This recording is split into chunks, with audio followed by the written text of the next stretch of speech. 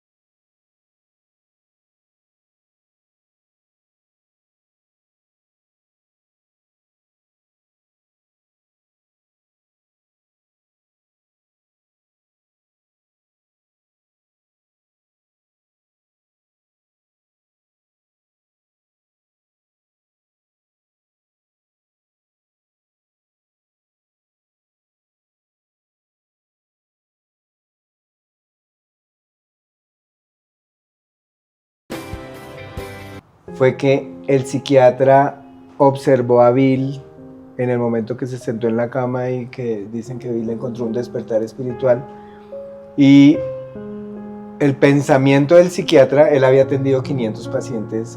En ese momento. Había atendido 500 pacientes. Y lo que vio fue que Bill llegó borracho el día anterior, estaba en euforia y ahora estaba calmado, estaba tranquilo. Un psiquiatra normal hubiera dicho, tal vez usted tiene un trastorno bipolar y tenemos que medicarlo. Y si el psiquiatra hubiera cometido se hubiera acercado a Bill a decirle, a diagnosticarlo Y a formularlo. lo más probable es que Bill estaría peinando una muñeca en un columpio y Alcohólicos Anónimos no existiría. Claro. Entonces, la humildad del psiquiatra, porque así como dijo el padre de la medicina, ¿quién es? Hipócrates, él le decía a los médicos, le decía, acuérdense que el cuerpo es el que se sana. Nosotros solo somos espectadores de ese milagro. Bueno, bienvenidos. Este es Los Ecos del Silencio, un podcast dedicado a la adicción, pero sobre todo a la recuperación. Y este capítulo que vamos a grabar con mi compañero Jaime se llama Un nuevo enfoque. Y vamos a intentar como contarle la experiencia en todos nuestros años de terapia. Bienvenido, Jaimito.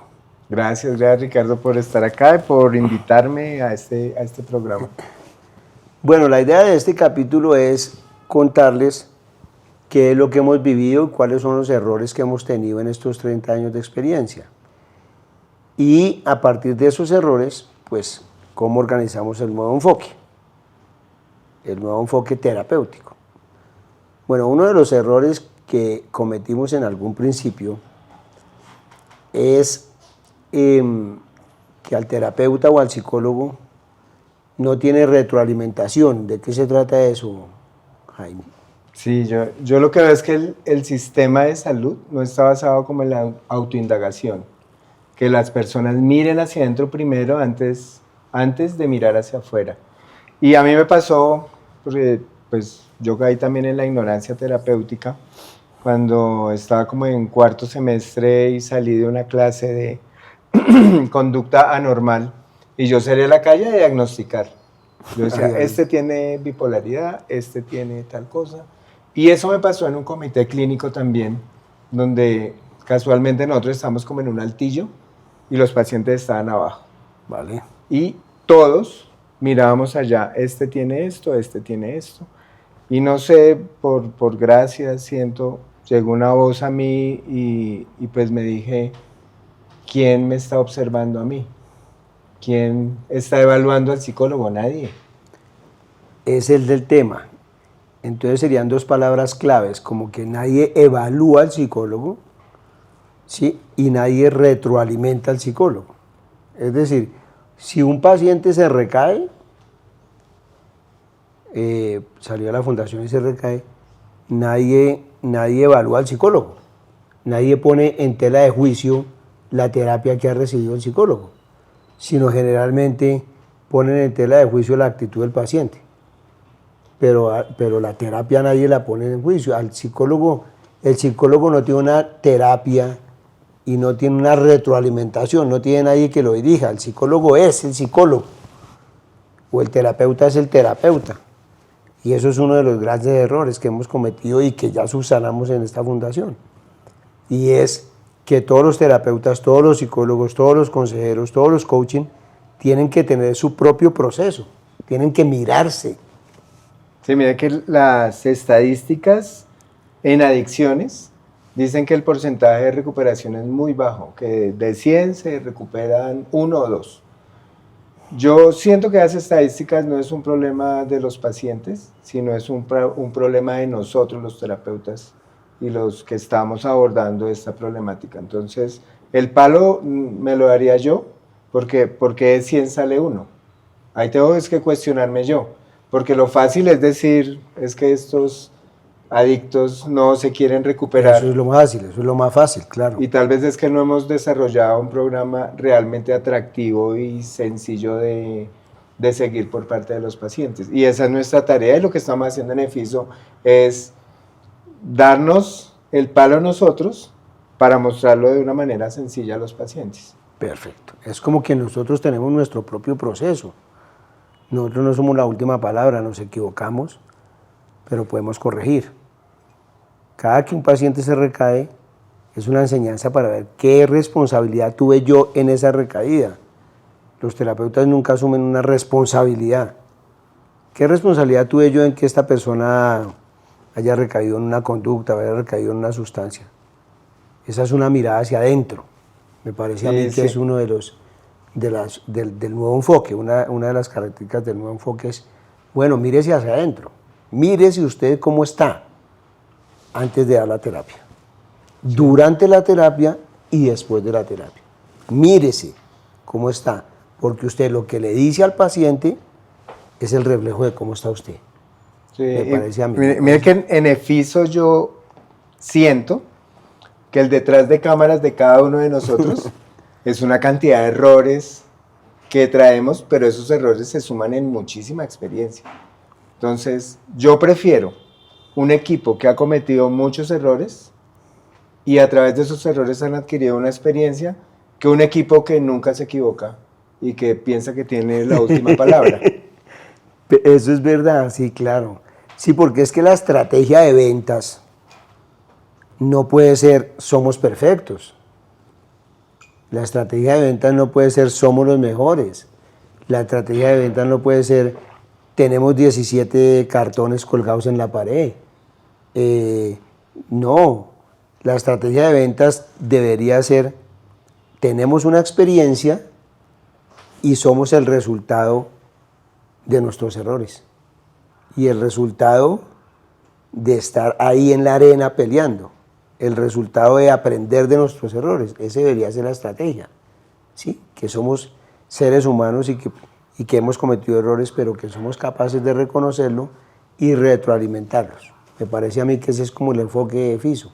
Sí, algo interesante es que nadie tiene la última palabra y nos apoyamos de la parte clínica, de la parte médica, de la parte psiquiátrica, de la parte espiritual, pero de la parte física, pero siento que uno de lo que ayudó a que Alcohólicos Anónimos fuera pues lo que más ha salvado vidas fue que el psiquiatra observó a Bill en el momento que se sentó en la cama y que dicen que Bill encontró un despertar espiritual, y el pensamiento del psiquiatra, él había atendido 500 pacientes, en ese momento había atendido 500 pacientes, y lo que vio fue que Bill llegó borracho el día anterior, estaba en euforia y ahora estaba calmado, estaba tranquilo.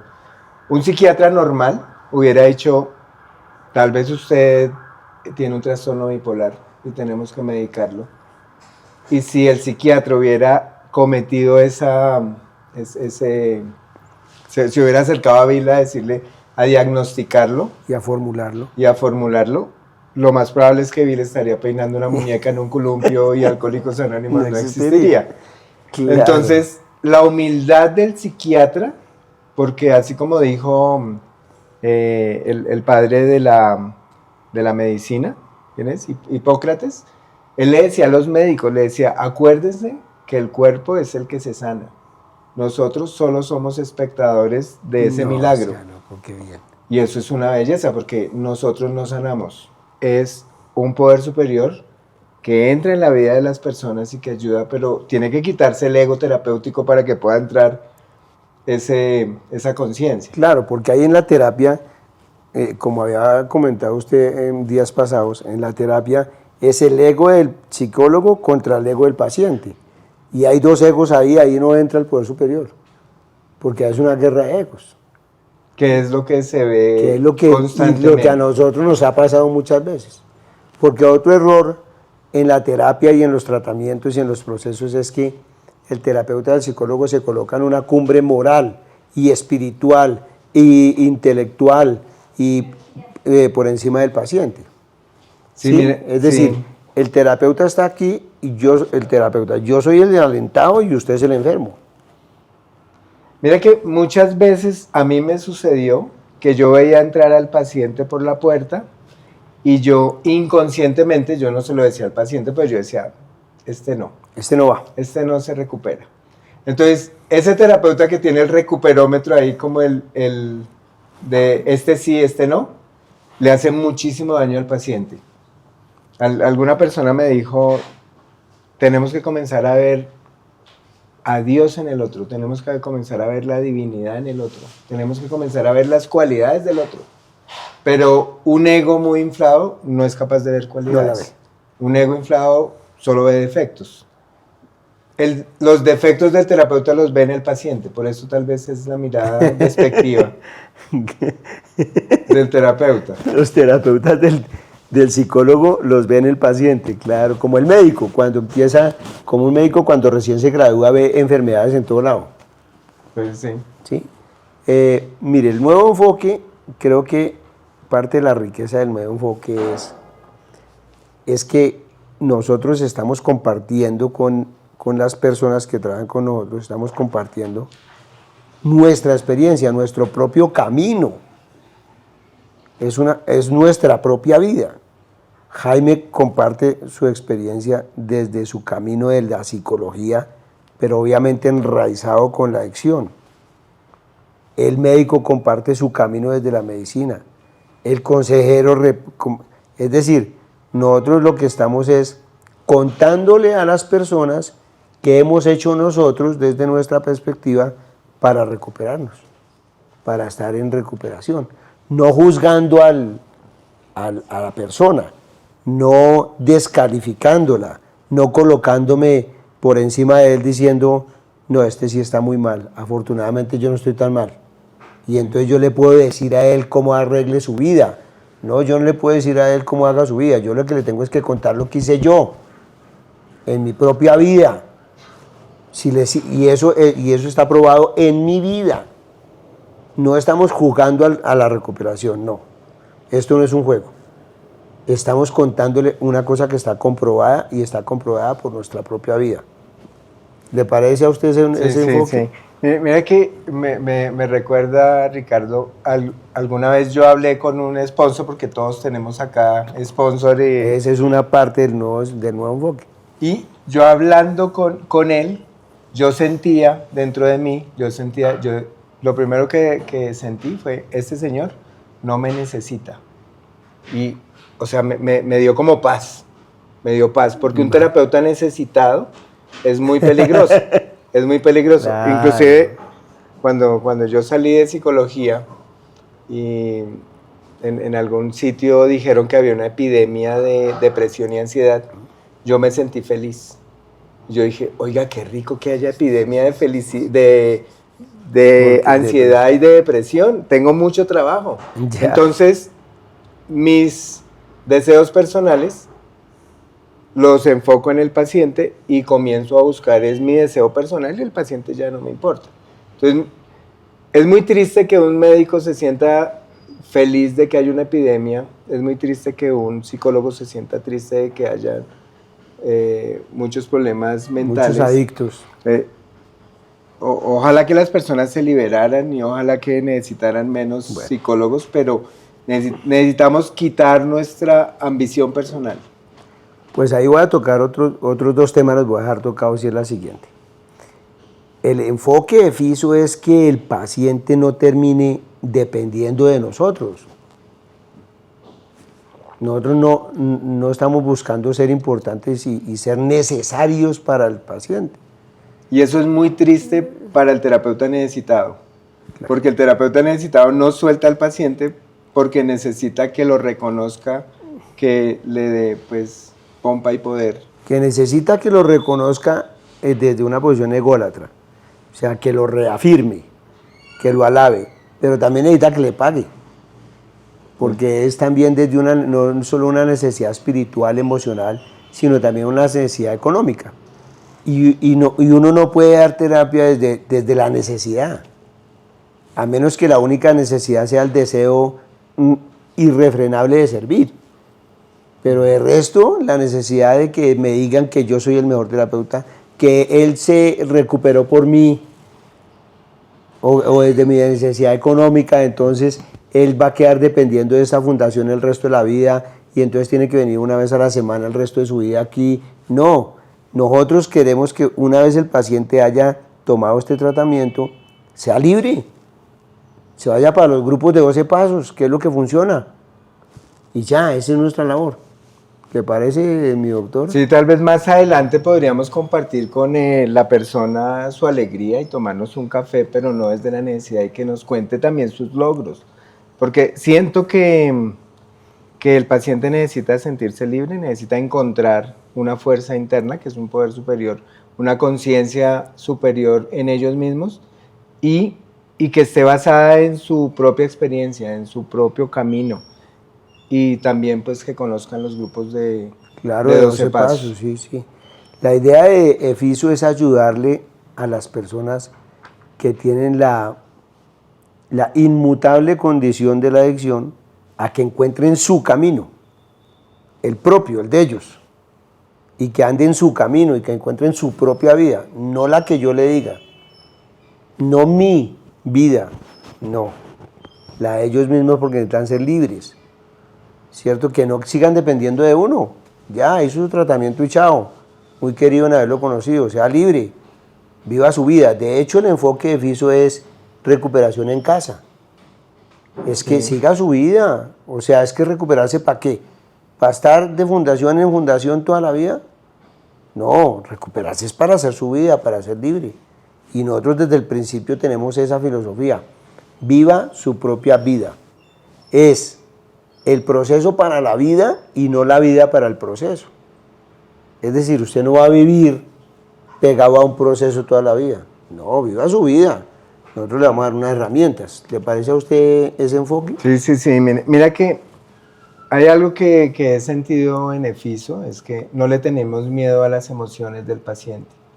O sea que las personas pueden llegar con cualquier emoción o con cualquier síntoma y nosotros no corremos a quitarle el síntoma, porque siento que ese es un error terapéutico y es quitarle el síntoma al paciente, porque nosotros necesitamos es que la persona sienta el síntoma, elabore el síntoma, trascienda el síntoma, sintiéndolo en casa, no sacándolo a una burbuja. Y pues los problemas terapéuticos de una persona que está enclaustrada son que se me perdieron las medias, que me robaron la crema de dientes. Que me dieron poquitos huevos. Pero acá en la vida real son problemas reales que necesitan soluciones reales. Porque yo a veces pienso que el psiquiatra, sin hablar mal de la profesión. de la profesión, pero el sistema de salud está basado en temerle al síntoma y bajarle el síntoma. Entonces yo creo que el psiquiatra a veces es tan ansioso que necesita bajarle la ansiedad a sus pacientes para bajar su propia ansiedad. Podría ser, pero es que el problema es ese. El problema es que el paciente, el adicto, digamos, necesita bregar con su propio infiernillo. Es decir, él necesita bregar con esa emoción, necesita aprender a bregar con esa emoción. Y eso lo hace en la vida real, allá, trabajando, estudiando, con su mujer, con sus hijos, con su mamá. Bregar con su emoción, bregar con su pensamiento, ¿sí? Es decir, algún compañero del grupo me decía que el pensamiento más chiquito le da 100 años de cárcel. Bueno, pues es que bregue con ese pensamiento, bregue con su comportamiento en la vida real. Nosotros no lo vamos a aislar, no lo vamos a meter en una burbuja, 5 meses, y a los 5 meses lo sacamos como un pollo de una leonera a ver cómo se defiende en la casa. No, nosotros nos enfrentamos a las emociones de él mismo, que son las emociones que nosotros hemos tenido. Y mire que hay neuroquímicos en nuestro cerebro, neuroquímicos más poderosos que inclusive la misma droga. Cuando las personas son agradecidas, cuando las personas aprenden, porque es una habilidad que nosotros podemos transmitir también. Entonces, cuando las personas comienzan a desarrollar esas habilidades, el cerebro comienza a segregar unas sustancias químicas inclusive más placenteras que las mismas sustancias que venía consumiendo el paciente. Entonces, yo siento que este camino de la recuperación tiene que volverse también atractivo y que las personas encuentren gozo en la recuperación. Porque siento que siempre ha sido restrictivo y siempre ha sido conductual de no hagas, no hagas, no hagas. Y el programa es para ser útil, para ser feliz, para encontrar un espacio donde la persona se sienta competitiva y se sienta agradecida de vivir. Es que, mire, parte del enfoque es, y yo lo mencionaba al principio del capítulo, es, nosotros nos dedicamos a la adicción, pero más que a la adicción, a la recuperación. Ese planteamiento, ¿cómo lo vemos nosotros? En otro programa, yo leía una frase y una idea que era, no sirve de mucho desconectarme de lo negativo si no me conecto con lo positivo. Es decir, si yo me alejo de lo negativo, pero no me meto en lo positivo, quedo en la mitad, en un limbo, y lo más seguro es que vuelva a bajar a lo negativo. El planteamiento es, mire, se tiene que conectar a lo positivo. El problema no es dejar de consumir, no es no. El problema es hacer. Es decir, practique lo positivo. El problema es no robar, el problema es ser honesto. Es decir, es diferente no robar a ser honesto. Practique la honestidad, practique la compasión, practique el servicio, practique la gratitud. Eso lo conecta con lo positivo, que es diferente un enfoque a no haga esto, no haga lo otro, no haga esto, no haga lo otro, que es como un enfoque muy descalificativo y muy castigador. Nosotros nos dedicamos a la recuperación y es a la práctica de la recuperación. Sí, mire que parece extraño, pero en EFISO he visto que vamos a los procesos desde lo positivo. Casi no hablamos de sustancias, casi no hablamos de dónde consumía, quién le vendía, cómo se llamaba el jíbaro. Eso no tiene sentido y en eso se centra mucho, bueno, como yo trabajaba los procesos antiguamente. Yo me centraba en el consumo y el consumo no tiene solución, no tiene arreglo. Lo que tenemos que centrarnos es en la solución. Alguna vez un paciente me decía, estoy trabajando la lujuria. Yo le dije, ¿y cómo la trabaja? ¿Viendo pornografía? Trabaje la virtud, trabaje el agradecimiento. Exacto, y la lujuria va disminuyendo, ¿sí? Pero tenemos que comenzar a trabajar las virtudes, trabajar en la solución, y el problema se desvanece porque es una consecuencia de que yo no estoy trabajando en la solución. Sí, no, el enfoque no es peleé contra la enfermedad, no, ese no es el enfoque. El enfoque no es peleé con su enfermedad, no. Es practique la recuperación. En alguna ocasión en otro podcast, hoy escuché a un señor que decía, los adictos no dejan de consumir. Los adictos no dejan de consumir nunca. Los adictos buscan un poder superior y él le quita el consumo. Es decir, no, pelear contra el defecto, por ejemplo, eso no tiene sentido. Es practicar la virtud, practicar el principio espiritual, buscar mi propio camino espiritual. Inclusive, paradójicamente, el programa de 12 pasos, la mitad del primer paso habla de consumo. De ahí para allá el resto más. No habla de consumo. O si no, diría el paso 12, diría, habiendo dejado de consumir, sí, claro, como resultado de estos pasos, y no dice eso. La mitad del primer paso habla de consumo. Entonces, es una alegría estar acá y es una alegría poder compartir esta experiencia con ustedes y poderme sentir en gozo realmente haciendo procesos que funcionan. Y no que funcionan para mí, que funcionan para las personas. Bueno, en últimas, digamos, como para resumir un poco, el planteamiento de EFISO. El planteamiento de EFISO tiene que ver con dos cosas fundamentales, una pequeña y una grande. En primera instancia, nosotros trabajamos una cosa pequeña que es consolide su abstención. Consolide su abstención no es luche con su enfermedad, no. Es practique ciertos principios espirituales que lo van a unir a una nueva vida.